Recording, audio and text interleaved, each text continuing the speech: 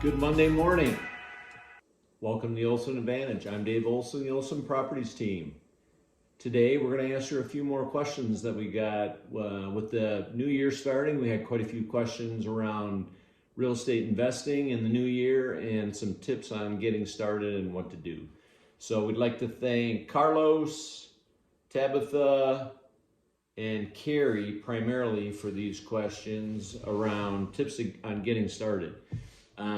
First thing I would tell you is you need to educate yourself if you haven't already done so. There's so many great resources out there right now between podcasts, books, websites, and the like. I wouldn't probably go to any expensive courses at this point because a lot of times those can be a bit of a trap. There's a lot of great information out there.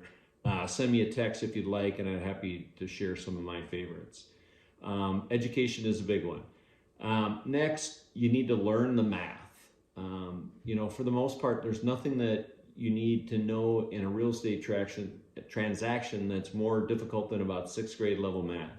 I have a tool I put together. I'll flash it up here on the screen for you.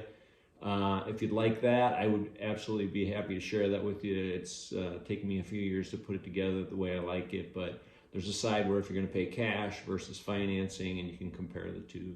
And then it gives you kind of a 1, 3, 5, 10-year outlook on a return based on those numbers. So happy to share that with you. Just text me.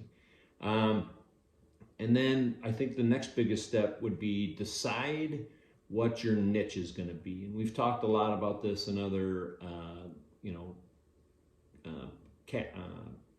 filmings in the past. Do you want to do flipping? Do you want to do wholesaling? Do you want to be a long-term landlord? If you do, what kind of properties are those? Are they apartments, condos, single-family homes? Do you want to do Airbnb, VRBO, short-term rental? So you want to really pick a niche that you know something about or something you feel you can learn about quickly, and then something that excites you and that's going to hold your interest level. Don't try to spread yourself too thin, be all over the board. Find one, really dive into it, and educate yourself as much as possible.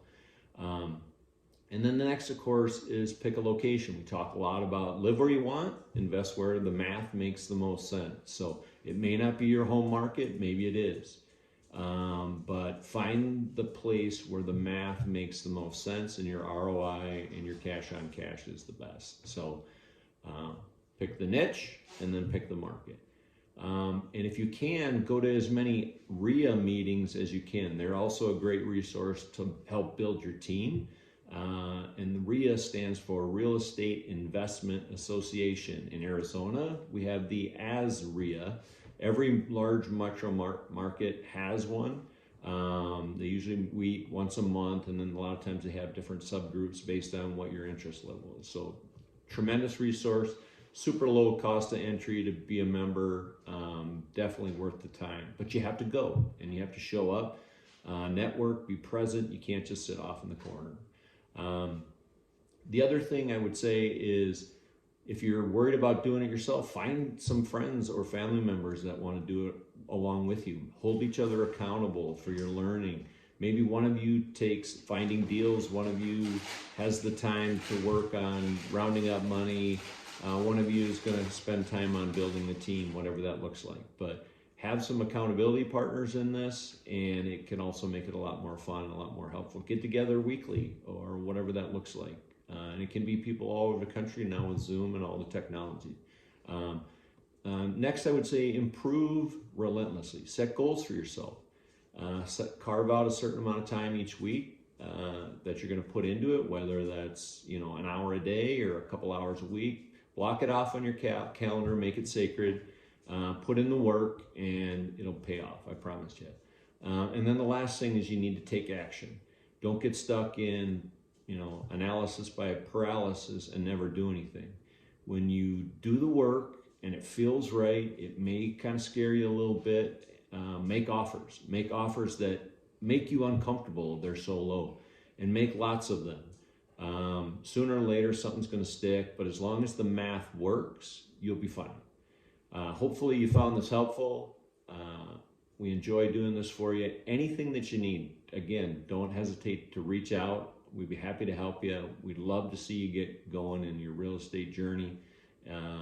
So always remember that you can text the word answers to 59559. That's the word answers to 59559. Thanks so much. Have a great week.